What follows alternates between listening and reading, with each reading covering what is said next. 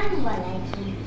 আবৃত্তি করেছি খোকার ইচ্ছে, লিখেছেন বীরেন্দ্রনাথ চক্রবর্তী। উঠতে বসতে বাবা হাঁকেন, বলবো তোকে কি আর, হতেই হবে তোকে দেশের মস্ত ইঞ্জিনিয়ার। মা তাই শুনে কন, খোকা তুই আমার কথা রাখ, ডাক্তারিতে হয় জানো তো দেশ জোড়া নামটা। জেঠু বলেন কি হবি তুই, আমি সেটা জানি, তুই হবি এক নোবেল বিজয়ী বিখ্যাত বিজ্ঞানী। একে একে সবাই বলে অন্য কিছু নয়, এবার তোকে হতেই হবে স্কুলে ফার্স্ট বয়।